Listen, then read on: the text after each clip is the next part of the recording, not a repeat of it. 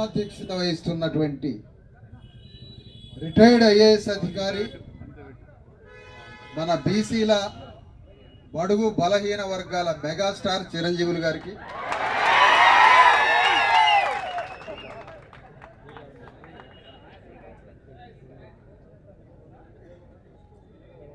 ఈరోజు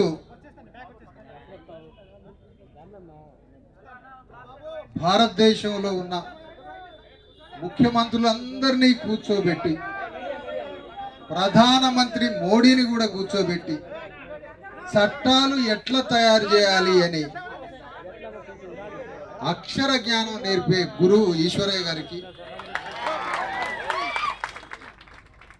అందులో ఆ క్లాసులో ముద్దబ్బాయి ఉన్నాడు ఒక ఆయన, ఒక్క అక్షరం కూడా ఈశ్వరయ్య గారు చెప్పినా వినడాట. ఆ ముద్దబ్బాయే రేవంత్ రెడ్డి. ఆ ముద్దబ్బాయిని ముందు వరుసలో కూర్చోబెట్టాల, మంచిగా వినవని క్లాస్. నవ్వాలా దయాకర్ గారు, నవ్వాలా నా మాట. నవ్వకుండా బిగుసుకొని ఉంటే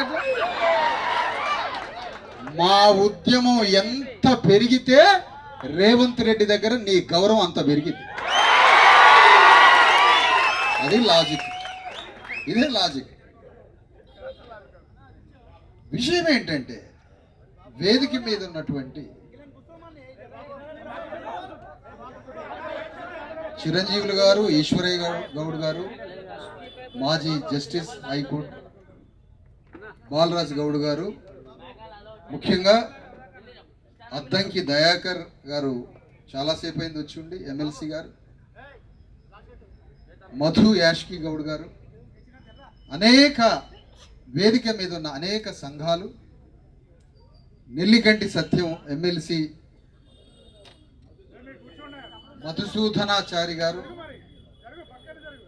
చెరుకు సుధాకర్ గారు, అనేక మంది వేదిక మీద ఉన్నప్పటికీ వేదిక మీద ఉన్న ఏ పార్టీల నుంచి ఏ దేహాలు ఇక్కడ కూర్చున్నా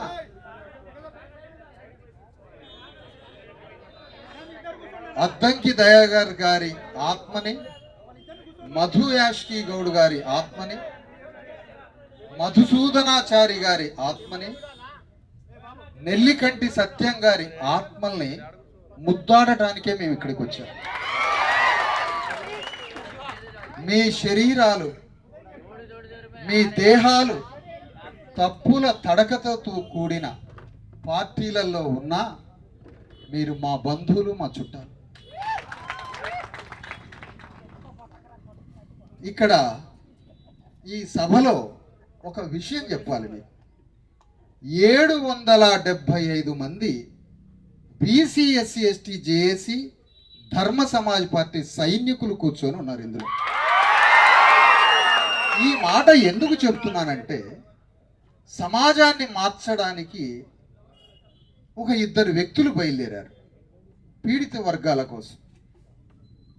చిరంజీవులు గారు, జస్టిస్ ఈశ్వరయ్య గారు ఎలాంటి కల్లా కపటం లేకుండా పీడిత వర్గాలని, మరి ముఖ్యంగా ఇప్పుడు బాధిత వర్గంగా ఉన్న బీసీ సమాజానికి హక్కులు కావాలని బయలుదేరిన క్షణంలోనే నేను వాళ్ళని గుర్తుపట్టాను.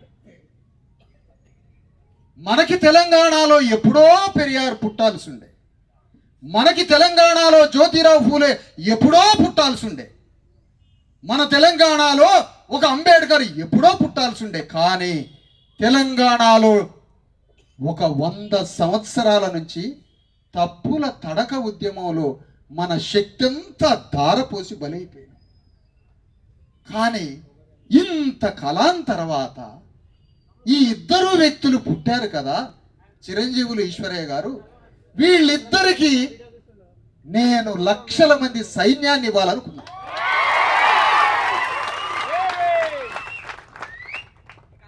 దశాబ్ద కాలంగా పనిచేస్తున్న సైన్యాన్ని వీళ్ళకి తోడు చేస్తే ఇవాళ బీసీల 42% కావచ్చు, రేపు ఎస్సీల 20% కావచ్చు, ఎస్టీలకి 10% కావచ్చు, పేద ముస్లింలు బీసీలకి 60% రిజర్వేషన్లు, మొత్తం 90% రిజర్వేషన్ల ప్రపంచంలోనే అతిపెద్ద ఉద్యమాన్ని తెలంగాణలో నడపొచ్చు అని ఈ సైన్యాన్ని వీళ్ళకి తోడు చేయాలి అని వాళ్ళిద్దరినీ కలిశాను. కార్యాచరణని శక్తిని కలబోసుకొని ఏ రాజకీయ పార్టీ భిక్ష లేకుండా, ఎవరి మెరిసి దయ లేకుండా, స్వధర్మంతో, స్వశక్తితో, సొంత ఆలోచనతో ఈ ఉద్యమాన్ని ఆత్మగౌరవ వెన్నెముక్కతో నడిపించాలని ఈ సమావేశం ధర్నాన్ని నిర్వహించాల్సి. ఈ కార్యక్రమం ఒక్కసారి అర్థం చేసుకోండి. ఉన్న పాటలో ఉన్నట్టుగా ఒక్కొక్క కార్యకర్త 1000 మందితో సమానం. ఒక్కొక్క కార్యకర్త 10,000 మందికి ప్రతినిధిగా ఉన్నారు కదా. ఒక్క పిలుపు ఇక్కడి నుంచి ఇచ్చి హైదరాబాదుని దిగ్బంధం చేయమని ఒక్క పిలిపిస్తే రేవంత్ రెడ్డి దిగొస్తాడని కూడా నాకు తెలుసు. కానీ నేను ఆ కార్యక్రమానికి పిలిపించి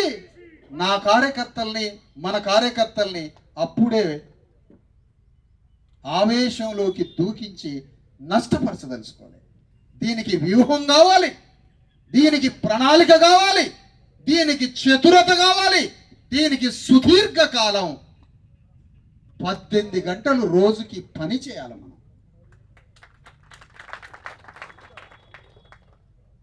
నిన్న నేను పృథ్వీతోటి విఠల్తో మాట్లాడాను.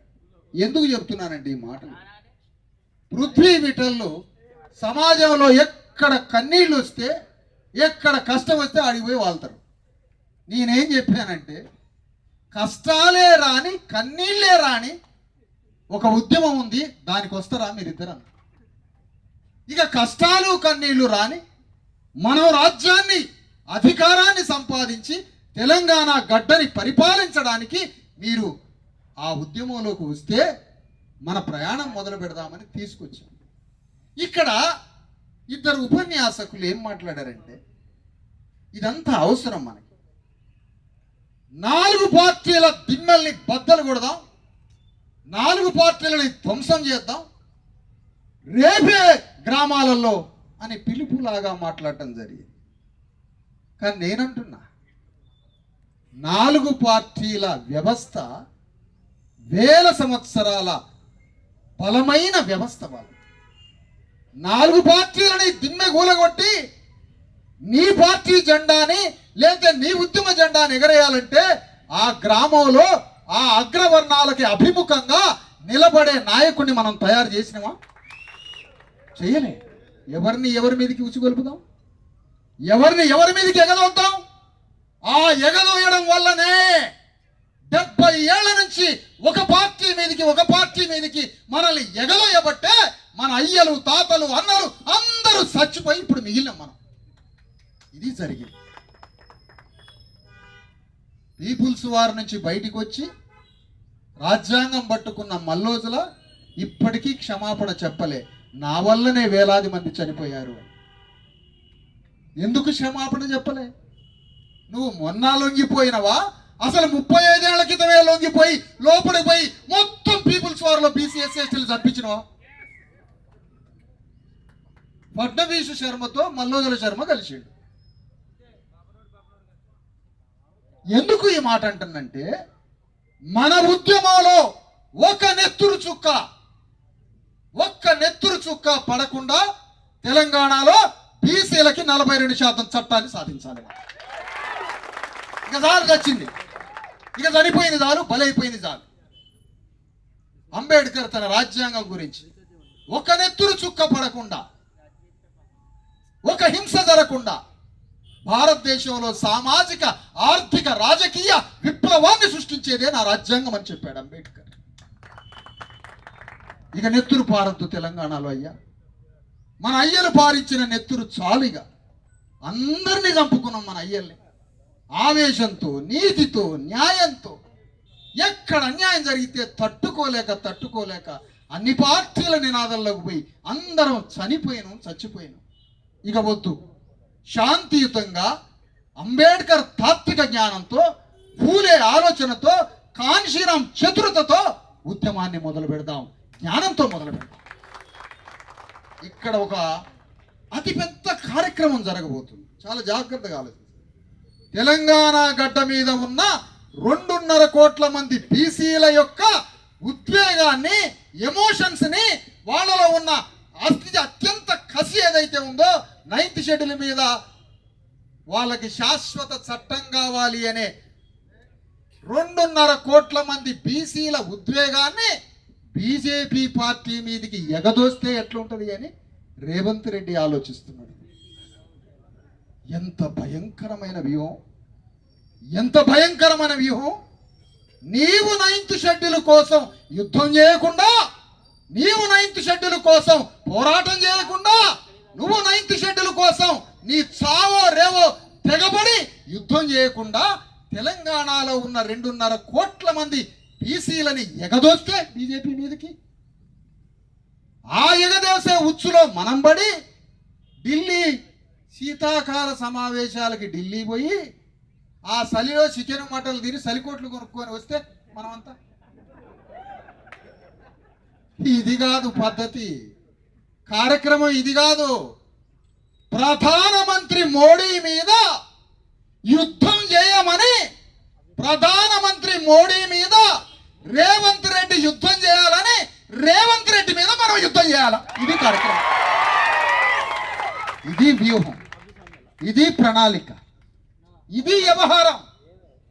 మనోళ్ళిగా చలికాలం రాగానే ఢిల్లీ పోవటం, పార్లమెంటు ముందు ఏడా జంతర్ మంతర్ ముందు 2 రోజులు ఆ ఎంపీలో ఈ ఎంపీలో హోటళ్ళల్లో బిర్యానీలు పెట్టేయటం, ఛార్జీలు ఇవ్వటం, ఫ్లైట్ టికెట్లు కొనియటం. శక్తి ఉన్నాడు ఫ్లైట్కి పోతాడు, లేకపోతే ట్రైన్కి పోతాడు, లేకపోతే ఆ తెలంగాణ ఎక్స్ప్రెస్లో బాత్రూంలో కాడ కూర్చుంటాడు పిచ్చి పెట్టినాడు మనోడు. అది కాదు, దీనికి శత్రువు ఎవరు? ఎనిమిని డిక్లేర్ చేయకపోవడమే బానిసత్వం. బానిసత్వానికి స్వధర్మం తెలవదు, బానిసకి కళ్ళు కనపడవు, బానిసకి మనోనేత్రం తెలవదు. కాబట్టి మన బానిసలంతా శత్రువును గుర్తుపట్టట్లే, శత్రువు ఎవడో చూడట్లే. ఒక పద్మశాలి బిడ్డ 2000 సంవత్సరాల నుంచి బట్ట నేసి నేసి నేసి, భూమి లేదు, తిండి లేదు, బట్ట నేసి అగ్రకులాలకి ఒప్పజెప్పే ఒక పద్మశాలీలకి ఇండస్ట్రియలైజేషన్ వచ్చిన తర్వాత బట్ట పోయినాక ఆ పద్మశాలి బిడ్డ వృత్తి చేసుకునే వృత్తి సర్వనాశనం అయిపోయి కాలిపోయింది. పద్మశాలికి భూమి లేదు, పద్మశాలికి ఆస్తి లేదు, వృత్తి చక్రం కాలిపోయింది. చదువుకోవడానికి ఆ పద్మశాలి బిడ్డ, ఉద్యోగం చేయడానికి ఆ పద్మశాలి బిడ్డ, సర్పంచ్ కావడానికి ఆ పద్మశాలి బిడ్డ కట 2000 సంవత్సరాలు పద్మశాలీల రక్తమాంసాలు తాగిన అగ్రకులాలు ఆ పద్మశాలి బిడ్డకి చదువుకునే హక్కు కూడా ఇయ్యరట. ఏమి దుర్మార్గం ఇది! ఇది దేశమా వల్లకాడా? ఇది దేశమా వల్లకాడా? తెలంగాణ గడ్డ మీద 12,500 గ్రామాలని బీసీ ఎస్సీ ఎస్టీలు తమ రక్త మాంసాలని ధారపోసి 12,000 గ్రామాలని కట్టినాం, రక్తాన్ని ధారపోసినాం, కోట్ల ఎకరాల భూమిని పండించి పంటలు పండించినాం, ఫ్యాక్టరీలలో పనిచేసినాం, రోడ్లు వేసినాం, సర్వ సంపదలు సృష్టించి మీకోసం మరణిస్తుంటే మా బిడ్డల్ని చదివించే హక్కు 42% ఇవ్వనప్పుడు వీడిని మనిషి అంటాడా ఎవడన్నా? ముఖ్యమంత్రిని, ప్రధానమంత్రిని? మానవ పుట్టుకంటారా? అమెరికాలో 200 సంవత్సరాల క్రితం తెల్లవాళ్ళు, అయ్యా మేము తప్పు చేసినాం అయ్యా, ఇక నుంచి విద్యలో, ఉద్యోగాల్లో, రాజకీయంలో, సినిమా ఫీల్డ్లో, వ్యాపారంలో 40% రిజర్వేషన్లు, 40% వాటా నల్లవాళ్ళకి ఇస్తామని క్షమాపణ చెప్పారు అక్కడ తెల్లవాళ్ళు. వాడిని మొక్కాలనా, వాడికి దండం పెట్టాలనా? ఏది మనం ఎవరిని మొక్కుదాం? ఒక అగ్రకులం పేరు చెప్పండి, ఒక పేరు చెప్పండి అయ్యా. ఎవరిని మొక్కాల? మొక్కడానికి ఎవరైనా ఉన్నారా? హృదయ పరివర్తన మనది. మన మనస్తత్వం ఒక హ్యాబిట్యుయేట్ మైండ్తో ఒక అలవాటు పడ్డది ఇక్కడ అగ్రకుల మనస్తత్వం.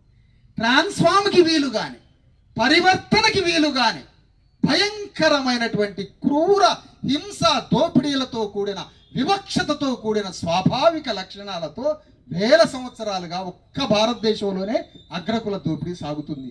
ప్రపంచమంతా మారుతుంది. ఎంత దుర్మార్గం! ఇంకా నా తల్లిని, 9 నెలల నా బీసీ తల్లిని తీసుకుపోయి, ఏయ్ ఏమే రావేమే, చేలో నాటేయడానికి పొలంలో నాటేయడానికి రావేమే? మీ దొరసాన్ని మేము ఎప్పుడైనా ఏమీ అన్నామా? ఒక్కసారైనా జరిగిందా? అప్పుడు ఎప్పుడూ జరగలే. ఎన్ని వేల సంవత్సరాలు మీ దగ్గర శ్రమ.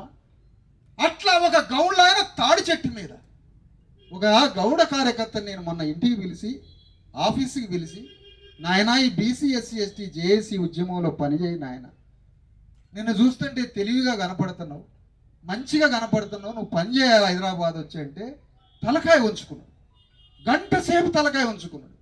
ఇంత మంచివాడు ఇట్లా రెస్పాండ్ అవుతాడు ఏంటి అని అడిగితే, ఏం లేదు నాన్న, మా నాన్న తాడి చెట్టు మీద పడి 6 సంవత్సరాల నుంచి 2 కాళ్ళు ఇరిగి మంచం మీద పడ్డాడు. పొద్దున లేస్తే రాత్రి దాకా ఆయనకు సేవ చేయాలి, నేను వచ్చి ఎట్లా ఉద్యమం చేయను అన్నాడు. వాడికి 42% రిజర్వేషన్లు ఇయ్యదట రేవంత్ రెడ్డి ప్రధానమంత్రి. ఎన్ని కులాలని ఇట్లా ఎన్ని కులాలు చచ్చిపోవాలా? ఆధునిక ఇండస్ట్రియలైజేషన్ వచ్చి కుల వృత్తులు ధ్వంసం అయిపోయాయి. భూమికి మాకు హక్కు లేకపోయా, పైసల మీద హక్కు లేకపోయా, భూమి లేదు, సంపద లేదు, ఇండస్ట్రీస్ వచ్చి వృత్తులు పోయినాయి. చదువుకుందామంటే ఉద్యోగం చేద్దామంటే 42% రిజర్వేషన్ ఇయ్యడాట వీడు. ఏమిటి ఇదంతా? అందుకనే ఇక్కడ ప్రశ్నకి ఎక్కడ సమాధానం ఉందంటే, నీవు బాగుపడే నీ విముక్తి కోసం తెలంగాణ ఉద్యమం వచ్చింది అనుకున్నావు. తెలంగాణ వస్తే నా సమస్త కన్నీళ్లు పోతాయి అనుకున్నావు. కానీ పోలే. ఎందుకో తెలుసా? తెలంగాణ ఉద్యమానికి మన విముక్తికి ఎటువంటి సంబంధం లేదు. తెలంగాణ రాష్ట్రానికి మన విముక్తికి ఎటువంటి సంబంధం లేదు. వాళ్ళు రాజ్యాన్ని తెచ్చుకోవడానికి తెలంగాణని సాధించి రాజ్యానికి వచ్చారు. వచ్చిన రాజ్యంలో ఈరోజు మన వాటా ఎందుకు లేదు? తెలంగాణ వచ్చినప్పుడు తెలంగాణ రాష్ట్ర సాధన పోరాటంలో సంపదలో మీకు మీ జనాభా ఎంతనో మీ జనాభాకి తగ్గట్టుగా మీకు వాటా ఇస్తామని తెలంగాణ ఉద్యమం ఎందుకు వాగ్దానం చేయలేదు అని అడుగుతుంది. ఈ వాగ్దానం తెలియకుండా నేను తెలంగాణ ఉద్యమంలో పాల్గొన్నావంటే నువ్వు బానిసవు కాదా? తెలంగాణలో ఎంత భూమి ఉందో అంత భూమిలో బీసీ ఎస్సీ ఎస్టీల జనాభాకి తగ్గట్టుగా భూమిని పంచుతామంటే మనకు వాగ్దానం ఉందా? లేదు. ఏ వాగ్దానం లేకపోయినా మాకు తెలంగాణ వస్తే చాలు అన్నారు. మాకు తెలంగాణ వస్తే చాలు అన్నారు. మరి నేను అంటున్నా, ఆ రోజు కాంగ్రెస్ పార్టీ మన్మోహన్ సింగ్, సోనియా గాంధీ, కేసీఆర్ని, ఈ తెలంగాణ కోసం పోరాడే జానారెడ్డిని వాళ్ళిద్దరిని పిలిచి, నేను తెలంగాణ ఇస్తా కానీ ఆ తెలంగాణ రాష్ట్రంలో వెలమారెడ్లు ఎప్పుడు నాయకత్వం వహించొద్దు అని సోనియా గాంధీ, మన్మోహన్ సింగ్ చెప్పినట్టయితే వీళ్ళిద్దరు తెలంగాణ ఒప్పుకునేటోళ్ళ? మరి నీకెందుకురా తెలంగాణ? మరి నీకు రాజ్యం లేకపోయినా తెలంగాణ కావాలా? వానికి రాజ్యం లేకపోతే తెలంగాణ వద్దు. ఎంత మోసం, ఎంత మోసం, ఎంత మోసం.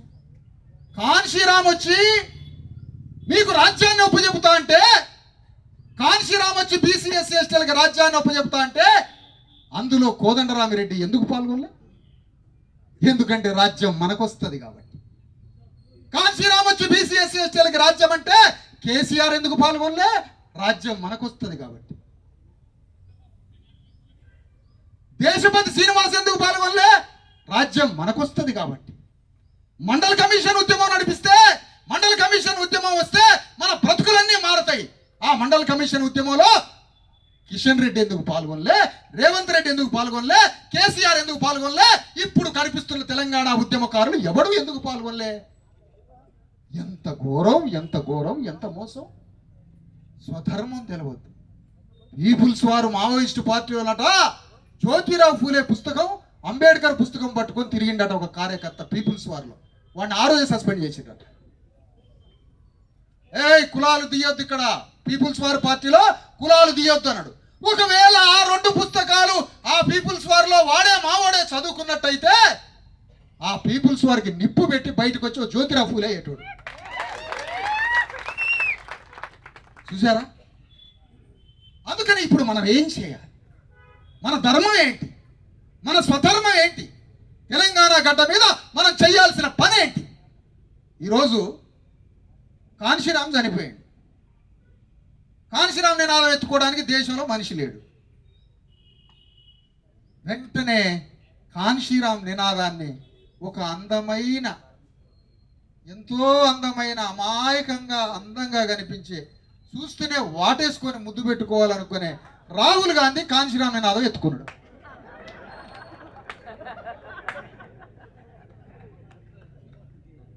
ఆ నినాదం ఎత్తుకొని ఆ నినాదంతో బీజేపీని పొడిచి చంపాలని తిరుగుతూ ఉన్నాడు.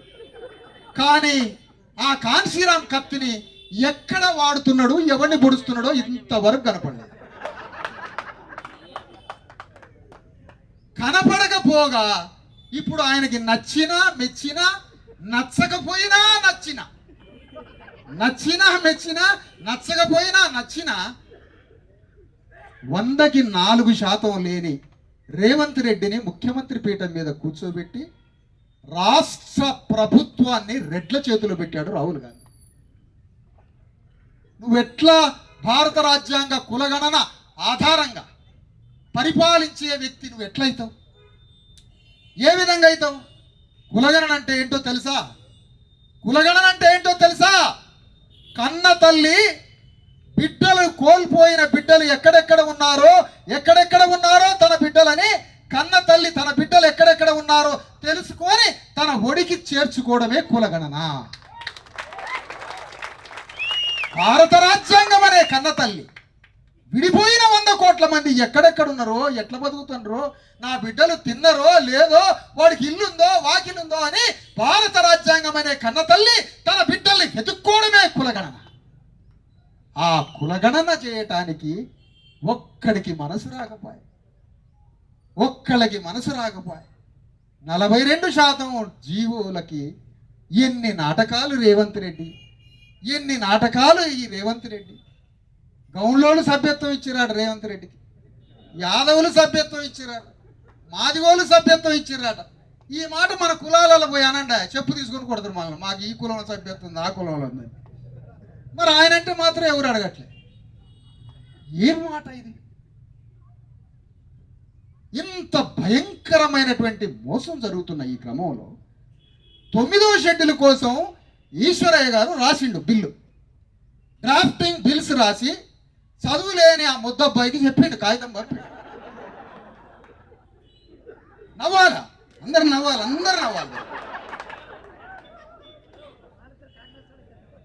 ఆ ముద్దబ్బాయికి పంపితే ఆ కాగితం తాను రాజకీయం చేయాలనుకున్నాడు.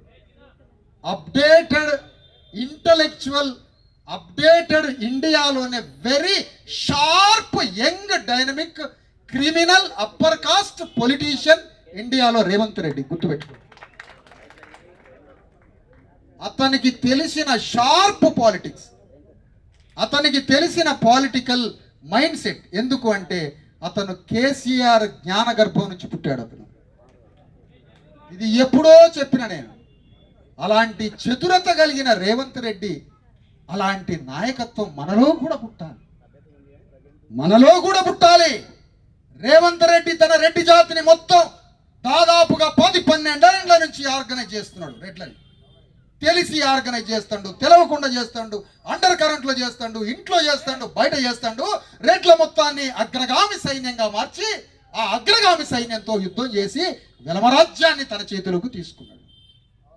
సేమ్ మేము కూడా అంతే. రేవంత్ రెడ్డి మా బీసీ ఎస్సీ ఎస్టీలని ఆర్గనైజ్ చేసి, మా బీసీ ఎస్సీ ఎస్టీలందరినీ ఆర్గనైజ్ చేసి, మా బీసీ ఎస్సీ ఎస్టీలకి 52% రిజర్వేషన్లని, బీసీలకి 50%, ముస్లింలు, పేద ముస్లింలు క్రైస్తవులకి 10%, ఎస్సీలకి 20%, ఎస్టీలకి 10%, మొత్తం 90% రిజర్వేషన్లని తెలంగాణ గడ్డ మీద భారతదేశం ఉలిక్కిపడే ఉద్యమం చేయబోతుంది. ఆయన ఏమనుకుంటాడంటే, రేవంత్ రెడ్డి ఏమనుకుంటాడంటే, పాపం వీళ్ళంతా ఢిల్లీ పోతారు, నేను హాయిగా ఉండొచ్చు హైదరాబాద్లో అనుకుంటాను. హాయిగా ఉండొచ్చు, వీళ్ళంతా పిచ్చోళ్ళు ఢిల్లీ పోతారు, అవసరమైతే 4 రైళ్ళు వేస్తా, అవసరమైతే 50 ఫ్లైట్లు పెడతా. ఢిల్లీ ఎట్లా పోతాం? ఢిల్లీ పోం, అస్సలు పోం మేము ఢిల్లీ. ఒక్కసారి ఉత్తగానే అట్లా కాగితం ఇచ్చి వస్తాం. నేను, ఈశ్వరయ్య గారు, చిరంజీవులు గారు పోయి కాగితం ఇచ్చి వస్తాం. అట్లా ఊగిన ఒక రౌండ్ అట్లా ఒక రౌండ్ కాగితం వేసి ఇస్తాం. మా యుద్ధ క్షేత్రం తెలంగాణ గడ్డే మా యుద్ధ క్షేత్రం. మా యుద్ధ క్షేత్రం తెలంగాణ గడ్డ. బాగా గమనించండి మిత్రులారా, ఆంధ్ర నుంచి తెలంగాణ విడిపోయిన తర్వాత ఆంధ్ర అగ్రవర్ణ వ్యాపారస్తుల పెట్టుబడిదారుల నుంచి ఒక్క రూపాయి బిళ్ళ రికవరీ చేసిండా కేసీఆర్? కేసీఆర్ రాజ్యాన్ని దింపిన రేవంత్ రెడ్డి ఒక్క రూపాయి కేసీఆర్ సామ్రాజ్యం నుంచి రికవరీ చేసిండా? ఆ ఇద్దరి నుంచి రికవరీ చేసేది మన రాజ్యమే. ఎందుకంటే మనది విప్లవం, మనది revolution. Bottom of the bottom పీపుల్లో నేచరే విప్లవాన్ని శరీరంలో పెట్టి దాస్తుంది. విప్లవం మన శరీరాల్లో. తెలంగాణ గడ్డ అనే ఒక కార్యక్షేత్రం మీద యుద్ధతంత్రం మొదలవుతుంది. ఈ యుద్ధతంత్రం భారతదేశానికే ఆదర్శం కాబోతుంది. చూడండి మీరు మిత్రులారా, జీవితానికి అర్థం అదే, జీవితానికి పరమార్థం అదే. ఒకసారి అంబేద్కర్ పార్లమెంటు నుంచి బయటికి పోయి బీసీల రిజర్వేషన్ల కోసం రాజీనామా చేసి బయటకు వచ్చి చెమర్చిన కళ్ళతో నా గురువు జ్యోతిరావు ఫూలే తన జీవితంలో సగభాగం అంటరాని దళితులైన ఎస్సీల కోసం తన జీవితం అంతా తపన పడ్డాడు జ్యోతిరావు ఫూలే. సాహు మహారాజ్ తన జీవితంలో సగభాగం అంటరాని వాళ్ళ కోసం పోరాడిండు. కానీ ఇద్దరు బీసీలు శూద్రులు. మరి వాళ్ళకి కృతజ్ఞత చెల్లించాలంటే నేను బీసీల కోసం యుద్ధం చేస్తానని ప్రతినబూనిండు అంబేద్కర్. ఆ ఉద్యమం ఆగిపోయింది. ఆ తర్వాత అదే అంబేద్కర్ ఉద్యమాన్ని కొనసాగించి మండల్ కమిషన్ ద్వారా పార్లమెంటు ముందు దేవిలాల్ విపి సింగ్లని 2 నెలలు గజగజలాడించి మండల్ కమిషన్ అమలు చేసే ఉద్యమాన్ని నెత్తి మీద వేసుకున్నాడు కాంచీరాం కూడా చనిపోయాడు. నేను చెప్తున్నా మిత్రులారా, నేను ఒక మాదిగ కులస్తున్న మిత్రులారా, బంధువులారా, నేను మాదిగ కులస్తున్నే, అట్టడుగు వాడిని, 6500 కులాల అట్టడుగున పుట్టినటువంటి మాదిగ కులస్తున్నే. కానీ నా ప్రాణం, నా జీవితం బీసీల ఉద్యమానికి అంకితం చేయాలి. ఎందుకంటే నా లెగసీ, ఇగో నా అంబేద్కర్, ఇగో నా కాంశీరాం బీసీల కోసం యుద్ధం మొదలుపెట్టాడు. ఒకవైపునేమో సాంప్రదాయ ఉద్యమాలు, పాపం వాళ్ళు ఎడిపోతున్నారో తెలియదు. ఓ రోజు పాల ప్యాకెట్ కొందామని షాపుకు పోతే పాలు లేవు సార్ అన్న. ఎందుకంటే పాలు అట్లా 20-30 షాపులోకి పోయినా ఏడ పాలు లేవాట. పాలు మొత్తం రేవంత్ రెడ్డి మీద పోస్తారట.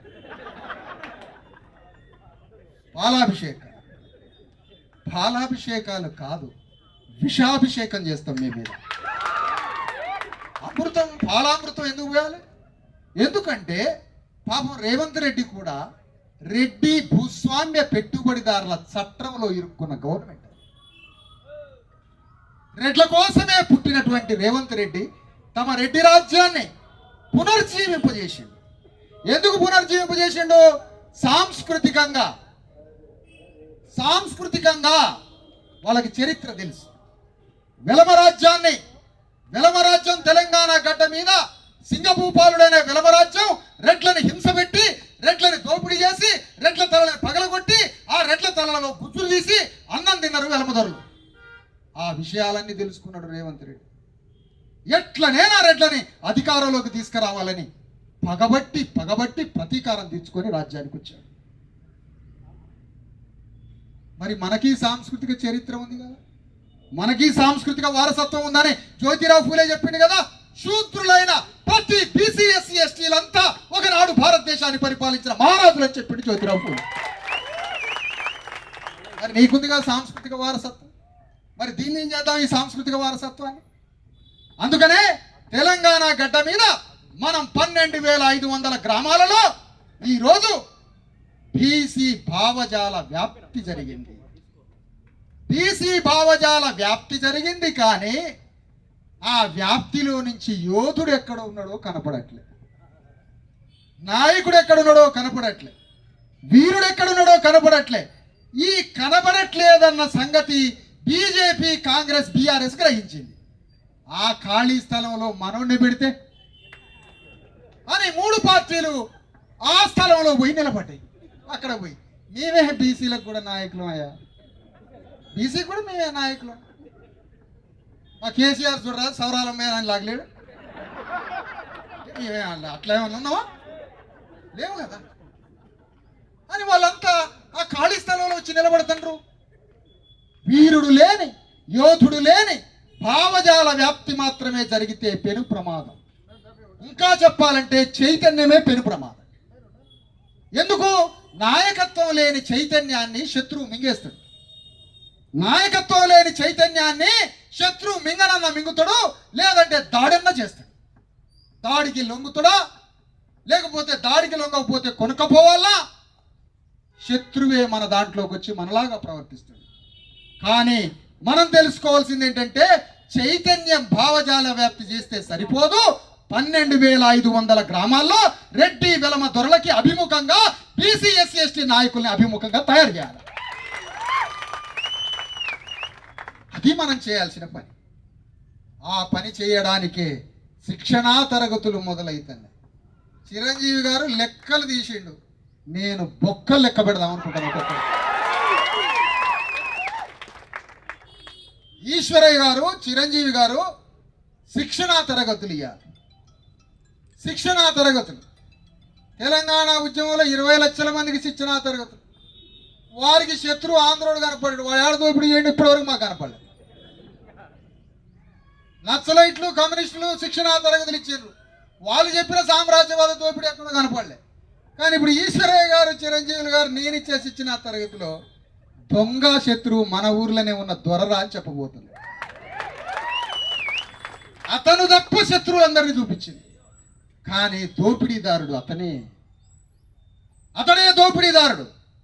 అందుకనే తెలంగాణ గడ్డ మీద 9th షెడ్యూల్ అనే ఒక పార్లమెంటులో తల్లి గర్భం లాంటి రక్షణ కవచం అది. అందులో నుంచి వచ్చిన దాదాపు 240 చట్టాలు ఒక్కటి కూడా న్యాయ సమీక్ష దగ్గరికి కూడా రాలేదు. అంత సురక్షితమైన చట్టం ఉన్నాక ఇన్ని రకాల వేషాలేసి హైకోర్టులో, సుప్రీంకోర్టులో, అన్ని కోర్టులల్లా ఈ విధంగా అభాసు పాలైంది కదా. ఒక్కటే మాట, రేవంత్ రెడ్డి పీల్చే శ్వాసని వదిలే గాలిని కూడా రాజకీయం చేసే నిపుణత కలడు. శ్వాసని కూడా రాజకీయంగా మార్చగలడు. మాట్లాడినా, కదిలినా, మెదిలినా, అతని తలలో ఉన్న వెంట్రుక కదిలినా కూడా అది రాజకీయం కోసమే. అంత sharp politician, very sharp politician. మా రామదాసు మా ముందే జెడ్పీటీసీ మహబూబ్నగర్లో అట్ట కాదు కథ, అది కాదు. ఆయన వేరే మారిపోయింది, మొత్తం కథ అంతా మారిపోయింది. అతను భారతదేశంలోనే మోడీకి ధమ్కి ఇచ్చినటువంటి కులాలు కమ్మారెడ్డి కులాలు. గుజరాత్ వ్యాపార సామ్రాజ్యానికి ధమ్కి ఇచ్చారు ఆంధ్ర కమ్మాసు, ఆంధ్ర తెలంగాణ రెడ్లు. అలాంటి భారతదేశంలో, ప్రపంచంలో ట్రేడింగ్లో ఉన్నటువంటి రెడ్డి కమ్మ దొరల యొక్క రాజ్యాన్ని కాపాడుతున్నటువంటి రేవంత్ రెడ్డి చాలా షార్ప్ పొలిటీషియన్. ఆ షార్ప్ పొలిటీషియన్కి కౌంటర్ చాతుర్యంతో మనం యుద్ధం చేసి రేవంత్ రెడ్డిని మనల్ని ఉసిగొలిపి రేవంత్ రెడ్డి మనల్ని బీజేపీ మీదకి ఎగదోయబోతున్నాడు. మనం చేయాల్సింది రేవంత్ రెడ్డి బీజేపీ మీద యుద్ధం చేయాలని రేవంత్ రెడ్డిని ఎగదోయాలి మనం పైకి. లేదంటే మనల్ని బీజేపీ మీద ఎగదోసి, టీఆర్ఎస్ మనల్ని బీజేపీ మీద ఎగదోసి, ఈ 2 పార్టీలు మనల్ని బీజేపీ మీద ఎగదోస్తే ఆ బీజేపీ తుపాకులు పెట్టి మన మీద కాల్స్తుంది, కాల్పులు జరుపుతుంది. మా తెలంగాణ ఉద్యమం ఏంటి? అమరవీరులని ఉత్పత్తి చేసే కర్మాగారం అట తెలంగాణ. అమరవీరులని ఉత్పత్తి చేసే కర్మాగారమే తెలంగాణ అట. మాకు సోషలిజం కాదు కావాల్సింది తెలంగాణకి. మేము అమరవీరులు అయినవా లేదా? మా మీద ఎందుకు తుపాకీ? బీజేపీ మా మీద ఎందుకు తుపాకీ పెట్టి పేలవాలా? ఆ రేవంత్ రెడ్డి మీద పెట్టి పేలవరాదు, కేసీఆర్ మీద పెట్టి పేలవరాదు. ఒక ప్రధాన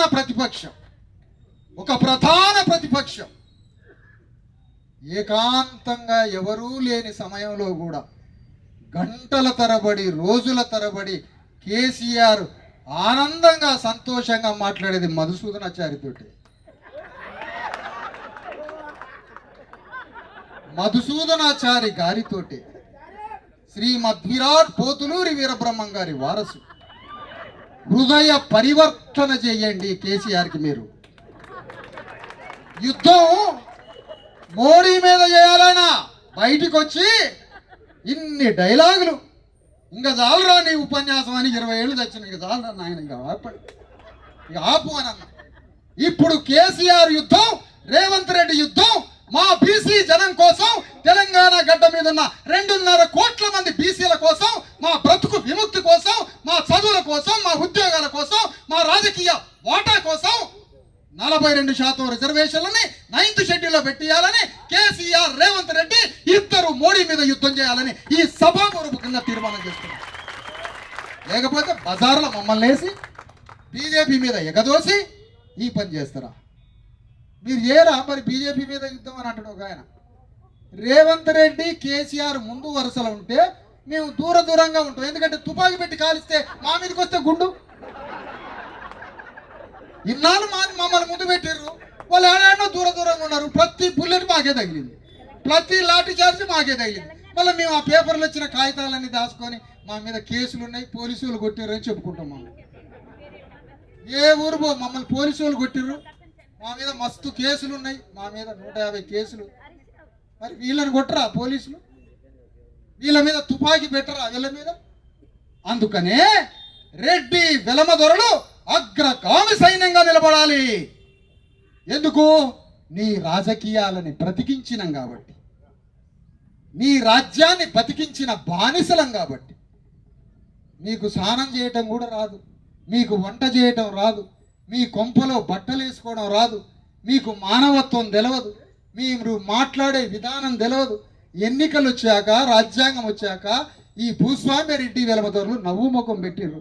అప్పటిదాకా పులిలాగా మా వైపు చూసి మా అయ్యల్ని గజ లాడిచ్చేటట్టు లంజ కూడా కానీ చెప్పు తీసుకొని కొట్టిర్రు రా మమ్మల్ని. మీరంతా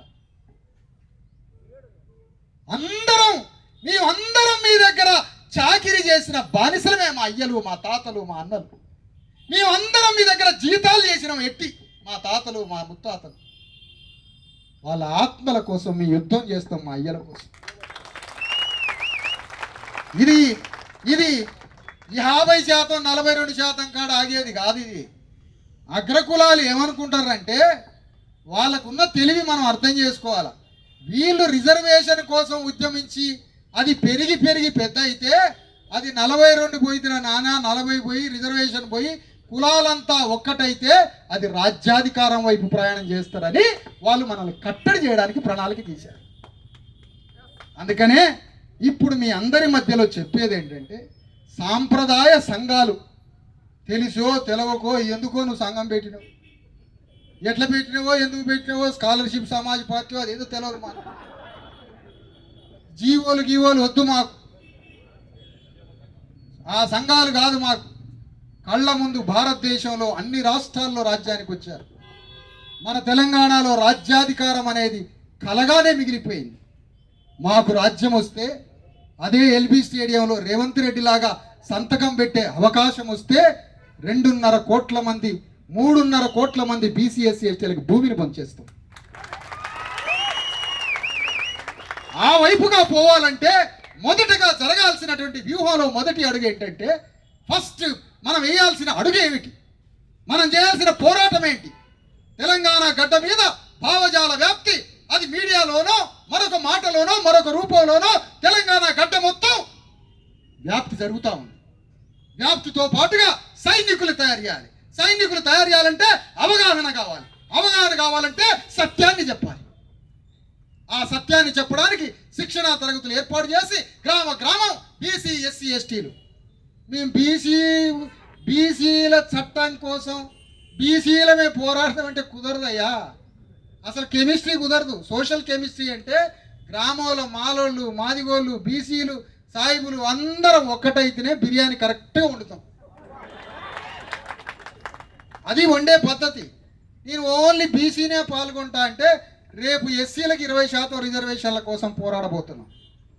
15 నుంచి 20% రిజర్వేషన్ల కోసం పోరాడబోతున్నాం. ఎస్టీలకు 10%, మొత్తం కలిపితే 90%. బీసీల లక్ష్యం కోసం ఎస్సీలు ఉద్యమించాలి, ఎస్సీల లక్ష్యం కోసం బీసీలు ఉద్యమించాలి. ఇదే మన మహనీయులు నేర్పిన పాఠం. ఫిలిం ఇండస్ట్రీ ఉంది, హైదరాబాద్లో ఫిలిం ఇండస్ట్రీ ఉంది.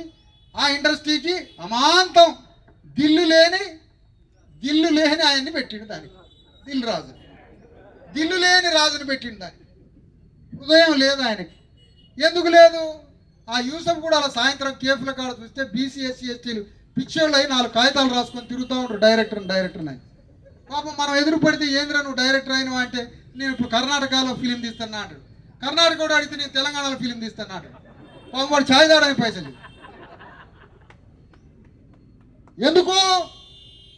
మనం బీసీ ఎస్సీ ఎస్టీల ఉద్యమం రేపు తెలంగాణ గడ్డ మీద ఫిలిం ఇండస్ట్రీలో మా వాటా ఎంత, సినిమా పరిశ్రమలో మా వాటా ఎంత, ప్రేక్షకులం కోట్ల మంది ప్రేక్షకులకు మేము ఒక్కొక్క సినిమాలో ఒక్క బీసీ ఎస్సీ ఎస్టీ కూడా అవకాశం ఎందుకు ఇవ్వట్లేదురా మీరు? ఎందుకు ఇవ్వట్లే? TV9 ఇంత వాదం వస్తుంది. TV9, TV5 మొత్తం మీడియా సంస్థలు ఈటీవీ అని కదా మేము కనపడం. ఒక్క టీవీ కూడా మా భావజాల వ్యాప్తిని ఎందుకు ప్రచారం చేయట్లేదు? మేము ఒక్క నిర్ణయం, ఒక ప్రొడ్యూసర్ ఇప్పుడు సినిమా తీస్తున్నాడు 100 కోట్లు పెట్టి, మేము సినిమా చూడము తెలంగాణ బీసీ ఎస్సీ ఎస్టీలని ఒక్క నిర్ణయం తీసుకుంటే నిర్మాత పాయింట్ ఇప్పుడు దానికి ఉరి పెట్టుకొని సవాలు. మొత్తం మీడియా రంగంలో ఇక నుంచి చెప్తున్నా, మీడియాలో 90% 90% న్యూస్ మా వర్గాల న్యూసే మీరు మీడియాలో చదవాలి, రాయాలి. మీడియాలో మా న్యూసే. మీడియాతో పాటుగా వ్యాపారాల్లో, కాంట్రాక్టుల్లో, సమస్తంలో జీవోలకు సంబంధం లేకుండా రేవంత్ రెడ్డికి దిల్లుంటే సమస్తం డిస్ట్రిబ్యూట్ చేయొచ్చు వితౌట్ జీవో. తెలుసా? న్యాయమూర్తులు లేరు, ఎమ్మెల్యేలు లేరు, కార్పొరేషన్ల చైర్మన్లు లేరు. ఎవరు సప్పుడు కాకుండా చల్లగా అందరం ఒక ఉద్యమంలో ఉంటే ఎటన్నా ఇప్పుడు చల్లగా ఎక్కడ దాక్కొని మన పనిలో మనం దసరాకో గిసరాకో 4-5 ఇంటి అప్పుడు తాగి కూర్చున్నా అప్పుడు కోదండరామిరెడ్డిని విద్యాశాఖ మంత్రి చేస్తారు. అందుకనే బీసీ ఎస్సీ ఎస్టీల ఉద్యమం అంటే అర్థం ఏంటంటే, ఇవాళ భారతదేశంలో ప్రజాస్వామ్యం అంటే ఎట్లా ఉంటుంది, దాని రూపం ఏంటి, దాన్ని చూడాలంటే ఎట్లా చూడాలని భారతదేశంలో ఎవడన్నా అనుకుంటే, ప్రజాస్వామ్యం అంటే హైదరాబాద్ నగరంలో ఇందిరా పార్క్ ముందు జరుగుతున్నదే ప్రజాస్వామ్యం. ఇది ప్రజాస్వామ్యం. ప్రజాస్వామ్యము అంటే సంపదలో, రాజ్యంలో ప్రతి తలకి లెక్క పెట్టే వాటాలు డిస్ట్రిబ్యూట్ చేయటం. That is republic state. అదే గణతంత్ర దేశం. గణతంత్రం అంటే అమెరికాలో గణతంత్రం, భారతదేశంలో కులాలను లెక్క పెట్టాలి. అట్లా తెలంగాణ గడ్డ మీద బీసీలు ఎస్సీలు ఎస్టీలు ఒక్కటై ముందు అర్జెంటుగా రాజ్యాంగంలో ఎస్సీ ఎస్టీలకు వచ్చిన భద్రత బీసీలకి అలాంటి భద్రత లేదు కాబట్టి ఇమీడియట్ గా రాజ్యాంగ పరంగా ఎస్సీ ఎస్టీలకు వచ్చినంత భద్రత స్థాయిలో 9th షెడ్యూల్లో పెట్టి ఈ చట్టం బయటికి రావాలి.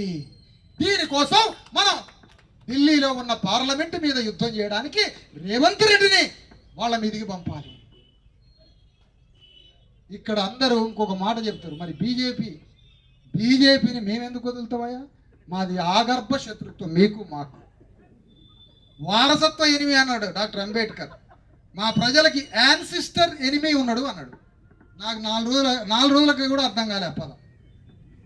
ఇంగ్లీష్లో కోవిదుడైన మధుసూదనాచారి గారు చెప్పాలి, యాన్సిస్టర్ ఎనిమి.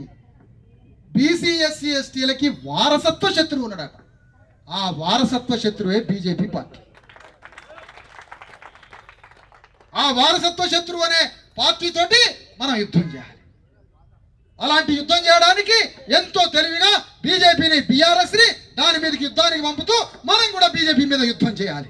వాళ్ళని పంపాలి, మనం యుద్ధం చేయాలి. 3 పార్టీలని పొందబెట్టే ఒక మహాకార్యాన్ని తెలంగాణ గడ్డ మీద 12,500 గ్రామాల్లో మనం నిర్మాణం చేసి అభిముఖంగా నాయకులను తయారు చేసి, ఆ నాయకులు తయారు చేసి భావజాల వ్యాప్తి చేసి తెలంగాణ మొత్తం రాష్ట్రమంతా ఒక బస్సు రథం వేసుకొని తిరగబోతున్నాం. రేపు రథం జిల్లాలకు వస్తుంది. రథం మీ జిల్లాల దొరేవుడు మన బతుకేంటి, వ్యవహారం ఏంది, మనోడికి ఎట్లా అన్యాయం చేసిండో ఇవన్నీ చెప్తాం మేము. చిరంజీవి గారి పుస్తకంలో ఎమ్మెల్యేలు ఎంత, అదొక్కటే కాదు, ఈ దొంగలు 100 సంవత్సరాల నుంచి ఎట్లా మోసం చేస్తున్నారో గ్రామంలో లెక్కలు బొక్కలు బయట తీయాల్సిన అవసరం.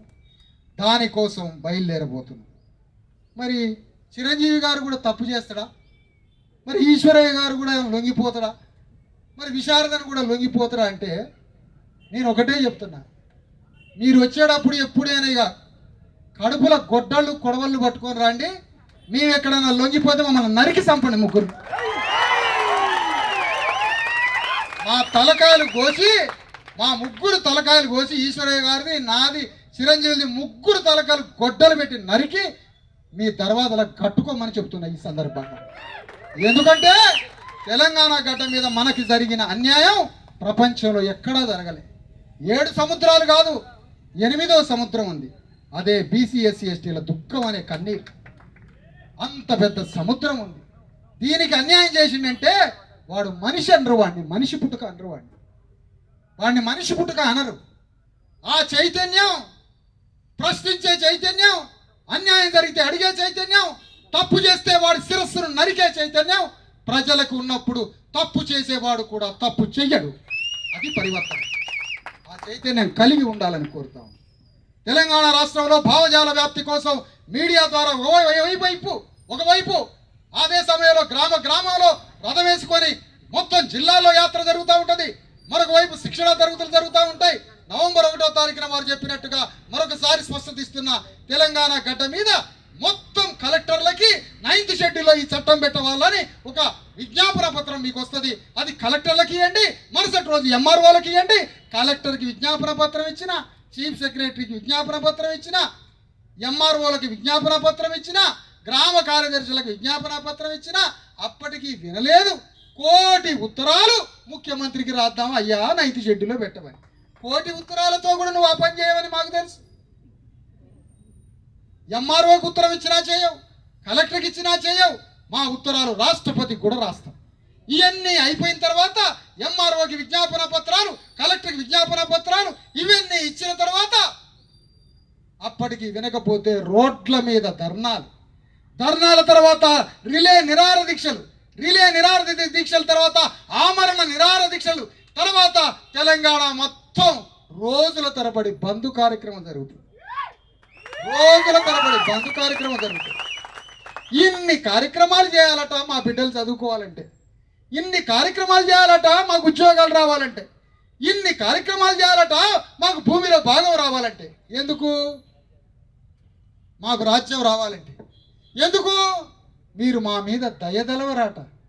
ఒక సాకలి తల్లి 2000 సంవత్సరాలు రెడ్డి కొంపలకి వెలమ కొంపలకి బట్టలు తికినా, మీ ముసలోడు సొంత తండ్రి సొంత అయ్య పచ్చవాతం వస్తే మనసులో పడేస్తే వాడు పోయి అమెరికాలో ఉంటాడు, రెడ్డి గారు హైదరాబాద్లో ఉంటాడు. వాడు చచ్చిపోయిన దాకా సాకలి తల్లి సేవ చేయాలి, వాడు ఈపి గడగటం. ఆమె కొడుక్కి చదివిచ్చే అవకాశం ఇవ్వడట రేవంత్ రెడ్డి. ఆమె కొడుక్కి ఉద్యోగం వచ్చే అవకాశం ఇవ్వడట. మిత్రులారా, స్థానిక సంస్థల ఎన్నికల్లోనే ఇరుక్కపోయారు మీరంతా. స్థానిక సంస్థల ఎన్నికలు కాదు, విద్యా ఉద్యోగ స్థానిక సంస్థల 3 బిల్లులకి సంబంధించిన చట్టం 9th షెడ్యూల్లో పెట్టించే యుద్ధం ఇది. జరిగే యుద్ధం ఇది. 9th షెడ్యూల్లో ఇది పెట్టించాలి. రేపట కాంగ్రెస్ పార్టీ మేమే ఇస్తాం మీకు 42% పార్టీ ఇస్తుందన్న పార్టీ. మీ బతుకు తెలియదా? అంబేద్కర్నే ఓడించిన దుర్మార్గమైన పార్టీ మీద మమ్మల్ని బతకనిస్తారు. అంబేద్కర్ రాజ్యాంగ పరిషత్తులో చైర్మన్గా అయితే అంబేద్కర్ రాజ్యాంగం రాస్తే, ఆ రాజ్యాంగం రాసిన అంబేద్కర్ ఎన్నికల్లో పోటీ చేయాలని రాజ్యాంగ పరిషత్తులో పోటీ చేస్తే రాజ్యాంగం రాసే అర్హత ఉంటుంది. ఆ రాజ్యాంగం రాయడానికి పోవాలంటే ఎన్నికల్లో పాల్గొనాలి. ఆ ఎన్నికల్లో పోటీ చేస్తే ఇదే గాంధీ, నెహ్రూ మొత్తం నాయకులు పోయి అంబేద్కర్కి ఓటేస్తే రాజ్యాంగం రాసే అర్హత ఉంటుంది. అంబేద్కర్ రాజ్యాంగం రాస్తే మనకు బట్టనితిగా సాకలైన చదువుకోవాలని రాతరాట. మరి చెప్పండి అయ్యా, మంగళోళ్ళట ఉద్యోగాలు చేస్తారట, అది రాస్తారట అంబేద్కర్ రాజ్యాంగంలో. బీసీ ఎస్సీ ఎస్టీలట రాజ్యానికి రావాలట, రాజులు అవుతారట, అది రాస్తారట రాజ్యాంగంలో అంబేద్కర్ అని అగ్రకులాలకు చెప్పి అంబేద్కర్ని ఓడగొట్టించిన చరిత్ర కాంగ్రెస్ది. నువ్వు 42% మాకిచ్చి బీసీ ఎస్సీ ఎస్టీలు పాల్గొంటే, అప్పుడు ఎన్నికల్లో పాల్గొంటే రేవంత్ రెడ్డి కేసీఆర్కి ఫోన్ చేసి ఆడ మొత్తం రెడ్లను పెట్టాడు. కిషన్ రెడ్డి, రేవంత్ రెడ్డి, కేసీఆర్ ముగ్గురు టెలికాన్ఫరెన్స్లో పాల్గొని అరే 42% ఏడైతే ఇచ్చిర్రో ఆడ మొత్తం రెడ్లను పెట్టి ఓడగొట్టాడు, వెలమోళ్ళు పెట్టినాడు. 1.5 ఎకరం, 1.5 ఎకరం మాకు కొద్దిగా సొక్కాలు గిక్కాలు వేసుకొని గడ్డాలు పెంచి ఇట్లా దార్కర్లాగా తిరుగుతుందా బీసీ ఎస్సీ ఎస్టీలో 1.5 ఎకరం అమ్ముకుంటాం, తిందాం రావే తాగుదాం రావే అనుకుంటాం. ఇది కుట్ర. వద్దు, పార్టీ ఇచ్చేది వద్దు. అద్దంకి దయాకర్ రేవంత్ రెడ్డి ఇంటి నుంచి నేరుగా వచ్చిండు కదా, ఇక్కడి నుంచి నేరుగా రేవంత్ రెడ్డి ఇంటికి పోయి ఇక్కడ జరిగింది చెప్పు. ఇక్కడ ఏం జరిగిందో చెప్పు, ఇక్కడ ఏం మాట్లాడుతున్నారో చెప్పు. నేను తప్పుగా భావించట్లే, దౌత్యవేత్తగా పో, అంబాసిడర్గా పో. నువ్వు మాకు కావాల్సిన వాడు, రేవంత్ రెడ్డికి కావాల్సిన వాడు. మామూలు పాత్ర కానీ రాహుల్ గాంధీ హృదయాన్ని సరిచేసే బాధ్యత మధు యాష్గిరి గౌడ్ గారు తీసుకుంటారు. అది వేరే విషయం. ఆయనకి సమాజం అంటే ఎట్లనో చూపించాలి, రోడ్ల పక్కన అట్లేసేది ఎట్లా వేస్తారో చూపించాలి, చెప్పులు కుట్టే ఆయన ఎట్లా కుడతాడో చెప్పాలి. ఇవన్నీ మధు యాష్గిరి గౌడ్ గారు చూసుకుంటారు, సమాజాన్ని ఎట్లా చెప్పాలి. ఎందుకంటే ఆయన క్షత్రియులు బిడ్డ కాబట్టి షూతులో బతికెట్లనో మధు యాష్కి గారు అడిగి పోయి చెప్తున్నారు. కేసీఆర్ గారి హృదయాన్ని పరివర్తన చేసి ఒక్క బీసీ అన్న తిరగబడరా వరంగల్. మధుసూదనాచారిని పట్టుకొని చారి గారిని బకెట్ల తలకాయ మాంసం మధుసూదనాచారి గారికి కావాలని రేవంత్ రెడ్డి మీటింగ్లలో చెప్తే ఒక్క బీసీ అన్న ఇదేం మాటరా మీది. రెడ్ల ఫ్రిడ్జ్లల్లా, రెడ్ల ఇళ్లల్లా, వెలమదొరల ఫ్రిడ్జ్లల్లా యాటలే ఫ్రిడ్జ్లో ఉంటాయి, 1 నెల రోజులు తింటాయి. తెలుసా మీకు? అది తలకాయ కూర ఒక ఫంక్షన్లో తింటే నీకు తలకాయ కూరలు ఎక్కడ తెచ్చేయాలి అని మధుసూదనాచారి అనే ఒక మన నాయకుడిని పట్టుకొని అంటే ఒక్కడు మాట్లాడలే. ఎంత దుర్మార్గం ఇది. అదే రెడ్లైన్లో మేము 1/4 కిలో మటన్ కోసం పొద్దున ఆదివారం పొద్దున పోయి మొద్దు వైపే కన్నార్పకుండా చూసి ఆ 1/4 కిలో మటన్ తీసుకొని వస్తాం. మీ ఫ్రిడ్జ్లలోనేమో యాటలే కోసి 1 నెల రోజులకు సరిపడే డీప్ ఫ్రిడ్జ్లో మీ ఆటలు ఉంటాయి మీ దాంట్లో. ఆ పెద్ద మనిషిని ఆ మాట అంటే ఒక్కడు బీసీ. కామారెడ్డిలో రమేష్ అని ఒకడు సినిమా కామెడీని చేసి 2 తాగుబోతు పాత్రలు వేస్తే వాడిని తాగుబోతు రమేష్ పాత్ర అని స్క్రీన్ మీద రాస్తారు. మరి మానభంగాలు చేసే 400 సినిమాలు నటించిన మోహన్ బాబుని మానభంగాల మోహన్ బాబు అన్నాడు ఎవడు? వాడు పద్మశ్రీ మోహన్ బాబు, ఈడ తాగుబోతు రమేష్. మానభంగాల మోహన్ బాబు 520 సినిమాల్లో 400 సినిమాల్లో మానభంగాలు. ఏం వివక్షత అంట నేను. ఎలాంటి వివక్షత? తాగుబోతు రమేష్. పోయి ఇప్పుడు తాగుబోతు రమేష్ దగ్గర పోయి చెబుదామంటే అన్నా నువ్వు ఇదంతా చెప్పాక నాకు ఎవడు సినిమా అవకాశాలు వాడాలి, ఆడదావాలి నేను ఇప్పుడు. ఇది తెలంగాణ ఉద్యమం అప్పుడు కూడా జరిగింది. ఇప్పుడు జరగాల్సింది ఏంటంటే భూగోళం మీద జ్యోతిరావు ఫూలే, అంబేద్కర్, కాన్షీరామ్ సాహు మహారాజులు మన స్వధర్మాన్ని నేర్పిన గురువులు, మన దేవుళ్ళు. వాళ్ళు మనకి మనోనేత్రం ఇచ్చారు. భారత స్వాతంత్రోద్యమం జరుగుతుంటే జ్యోతిరావు ఫూలే బ్రిటిష్ వాళ్ళు అనేటువంటి మాకు చదువు నేర్పడానికి వచ్చిన దేవుళ్ళు బ్రిటిషోడు. వాళ్ళు మాకు చదువు నేర్పి భూమి మీద హక్కులిచ్చి మాకు భూమి మీద సర్వ హక్కులు కల్పిస్తున్న బ్రిటిష్ వాడిని ఎల్లగొట్టి బ్రాహ్మణులే రాజ్యాన్ని అందుకొని ఆ రాజ్యంలో మళ్ళీ మాకు చోటు లేకుండా చేయబోతున్నారు. ఈ భారతదేశానికి వచ్చే స్వాతంత్రంలో మా వాటా ఎంత అని జ్యోతిరావు ఫూలే నిలదీసిండు ఆ రోజు. అది మొదటి స్వాతంత్ర పోరాటం. అంబేద్కర్ టైంలో 2వ స్వాతంత్ర పోరాటంలో మీరు తెచ్చుకునే స్వాతంత్రంలో మా బీసీ ఎస్సీ ఎస్టీల పాత్ర ఏమిటి అని అంబేద్కర్ పాల్గొని అడిగాడు. ఆ 2 విషయాలు మనకి తెలవక తెలంగాణ ఉద్యమంలో గుండెలు గల్లాలు చింపుకొని 1200 మంది చంపినాం మనం జ్ఞానం లేక. మనమే చంపేసినాం మనం జ్ఞానం లేక. 1200 మంది చంపుకున్నాం, లక్షల మంది కేసుల పాలైనాం. కానీ ఇప్పుడు మాత్రం తెలంగాణ ఉద్యమంలో, తెలంగాణ రాష్ట్రంలో అసలీ తెలంగాణ ఉద్యమం బీసీ ఎస్సీ ఎస్టీల రాజ్యానికి వచ్చే తెలంగాణ ఉద్యమం. దీనికి మొట్టమొదటి అడుగు బీసీ ఎస్సీ ఎస్టీలకి రిజర్వేషన్స్. ఆ రిజర్వేషన్స్ మొదటి అడుగు బీసీలకి 42% రిజర్వేషన్. ఆ 42% రిజర్వేషన్లలో విద్యా, ఉద్యోగ, స్థానిక సంస్థల్లో 3 బిల్లులు రాష్ట్రపతి ఆమోదం చేసి 9th షెడ్యూల్లో పెట్టి అంతిమంగా మాకు 9th షెడ్యూల్లో చట్టం కోసం రేవంత్ రెడ్డి శాసన కార్యనిర్వాహకానికి తండ్రి లాంటివాడు కాబట్టి రేవంత్ రెడ్డి మోడీ గల్లాబట్టి మోడీ మీద యుద్ధం చేసి ప్రతిపక్ష నేత కేసీఆర్, రేవంత్ రెడ్డి ఇద్దరు కలిసి మోడీ మీద యుద్ధం చేసి మాకు 9th షెడ్యూల్లో పెట్టియకపోతే 12,000 గ్రామాల్లో చెప్పులు తీసుకొని తిరగబడతారు. చెప్పులు తీసుకొని తిరగబడతాం. ఎందుకంటే చెప్పు చేసింది మేమే కాబట్టి దాని మీద హక్కు మాట్లాడు. గౌండ్ల కత్తులు తీసుకొని తిరగబడతాం. గౌండ్ల కత్తులు పాత కత్తులకి పని పడతాం, పని నేర్పుతాం, గౌండ్ల కత్తులు తీసుకొని తిరగబడతాం. సంకలలో ఇంటికెళ్ళి తీసిన కత్తులు ఉన్నాయో మంగళార కత్తులు తీసుకొని అమ్మడబడతాం. వాటితో బుద్ధి చెప్పగానే ఇట్లయింది వ్యవహారం. అట్లా మంగళోళ్ళు, సాగలోళ్ళు, గౌండ్లోళ్ళు, యాదవులు, ముదిరాజులు, కురుమోళ్ళు, పద్మశాలీలు, విశ్వబ్రాహ్మణులు, సమస్త బీసీ ఎస్సీ ఎస్టీలు మొత్తం గ్రామంలో తిరుగుబాటు చేస్తే వాళ్ళు ముగ్గురు వాట్సాప్ కాల్లో మాట్లాడుకుంటారు. మాకు తెలుసు దానికి ఎట్లా కౌంటరో కూడా బుద్ధితో ఆలోచించండి, ఆవేశంతో ఆలోచించబాకండి. సాయంత్రం పూట 2 పెగ్గులు వేసుకునేది ఉంటే అది వేసుకోక ముందే వ్యూహం రచించి ప్రణాళిక రాసి తీర్మానం చేసి సంతకాలు పెట్టి తీర్మానం అంతా మంచిగా పెట్లు పెట్టి దాచినాక అప్పుడు 90 ml తాగండి. ముందే తాగిర్రు అనుకో తెలంగాణ ఉద్యమం చేయాలి మళ్ళీ. ఎందుకంటే ఆయన ఆలోచనలతోటే మిమ్మల్ని బండబెట్టిండు, ఆయన ఆలోచనలతోటే లేపిండు ఉదయం పొద్దున్నే. ఎందుకంటే ఒకవేళ బీసీ ఎస్సీ ఎస్టీలంతా రాజ్యం గురించి ఆలోచిస్తే, అందుకని జార్ఖండ్ ముక్తి మోర్చా సోరెన్ని ఒకసారే పిలిచిండు. ఎందుకు?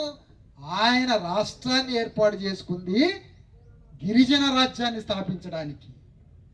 గిరిజనులు రాజ్యానికి రావాలని ఒక రాష్ట్రాన్ని సపరేట్గా మార్చి మార్వాడీలతో పెద్ద పెద్ద అగ్రకుల క్షత్రియులతో యుద్ధం చేసి ఆయన రాజ్యాన్ని తెచ్చుకున్నాడు. అదే శిబుస్వరన్ 10 సార్లు వచ్చిండు అనుకో, అమ్మా ఇక్కడ బీసీ ఎస్సీ ఎస్టీలు కూడా తెలంగాణ రాజ్యాన్ని తెచ్చుకుంటారని శిబుస్వరన్ ఒక్కసారికి ఆపారేసిండు అక్కడ. ఎంత తెలివి. అందుకనే ఇప్పుడు మన పోరాటంలో మొదటి అడుగు 42% విద్యా, ఉద్యోగ, రాజకీయ రంగాల్లో 9th షెడ్యూల్లో పెట్టే చట్టం కోసం 12,000 గ్రామాల్లో పోరాటం మొదలు కావాలి. అగ్రకుల పార్టీలలో పనిచేసే మన బంధు చుట్టాలు ఎవరైతే ఉన్నారో వాళ్ళందరూ మీరు పరివర్తన చెందండి, మీరు హృదయ పరివర్తన చెందండి. మీ పార్టీలలో మీ నాయకుల మీద ఒత్తిడి తీసుకురండి. మీ పార్టీలలో మీ నాయకుల మీద ఒత్తిడి తీసుకొచ్చి ఇగో బయట అగ్నిలాగా మంట మండుతుంది, మీరు బయటకు వస్తే వాళ్ళు చెప్పులు తీసుకొని తరుముతారట అని చెప్పండి లోపల పార్టీ. ఆ విధంగా ఈ పోరాటం మొదలుపెట్టి ఆ పోరాటం తర్వాత అది క్రమేణా బీసీల రిజర్వేషన్స్, ఎస్సీ ఎస్టీల రిజర్వేషన్స్, రేపు త్వరలో జాతీయ కులగణన జరగబోతుంది. ఆ కులగణన పూర్తయితే 90% బీసీ ఎస్సీ ఎస్టీలకి 90% రిజర్వేషన్స్ కావాలి. అగ్రకులాలకి 10% ఈడబ్ల్యూఎస్ ఉంది కదా, నువ్వు రద్దు చేయవు, నాకు తెలుసు అది నువ్వు రద్దు చేయవు. కానీ మేము ఏం చేస్తామంటే 90% రిజర్వేషన్లని 90% మాకు ఉంచండి, 10% రిజర్వేషన్లలో 10 అగ్రకులాల శాతాన్ని బంధించి మారితే నువ్వు బయటికి రావద్దు, నువ్వు మా దాంట్లోకి రావద్దు, మేము నీ దాంట్లోకి రావు, ఎవడి జాగా వాళ్ళు. ఆ విధంగా ఇది రిజర్వేషన్ల ఉద్యమానికి పెరియారు, అంబేద్కర్, జ్యోతిరావు ఫూలే, సావు మహారాజు, కాన్షీరాముల జ్ఞానాన్ని 70 ఏళ్లు లేటుగా తెలంగాణలో అందుకున్నందుకు విచారిస్తూ బాధపడుతూ మనందరం కలిసి ఈ స్వధర్మ ఉద్యమంలో పాల్గొని రిజర్వేషన్లను సాధించి ఆ రిజర్వేషన్ల తర్వాత రాజ్యాన్ని అందుకునే తెలంగాణలో రాజ్యాధికారం సాధించే అంతిమ పోరాటానికి తొలిమెట్టుగా రిజర్వేషన్ల ఉద్యమాన్ని ప్రారంభిద్దాం. దానికోసం రేపు శిక్షణా తరగతులు, రేపు అన్ని జిల్లాలకి పర్యటనలు ఇవన్నీ మొదలైతే ఇందులో పాల్గొనాలి. లేదంటే ఉద్యమ భావజాల వ్యాప్తికి నాయకుడు లేడు, ఆయనకి కథానాయకుడు దొరికింది కేసీఆర్. మీరంతా కథానాయకులు కావాలని గ్రామాల్లో రెట్లకి కథానాయకులు అవకాశం ఇచ్చింది. కానీ ఇప్పుడు కథానాయకులు కావాల్సింది మైక్ ఇయ్యాలన్నారు 2 నిమిషాలు.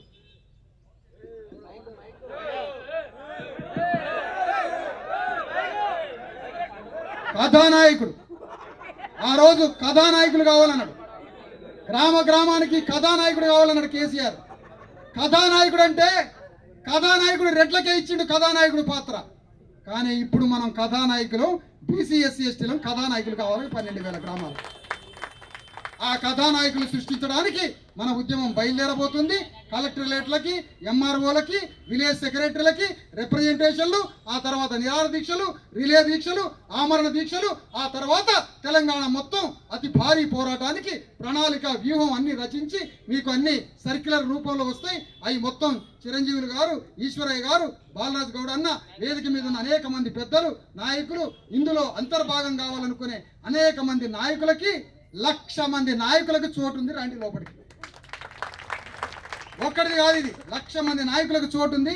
అందరూ లోపలికి రండి, అందరం కలిసి పనిచేద్దాం, అందరం కలిసి నిర్ణయాలు తీసుకుందాం, ఈ ఉద్యమాన్ని బతికించి తెలంగాణ గడ్డ మీద రాజ్యాన్ని సాధిద్దాం.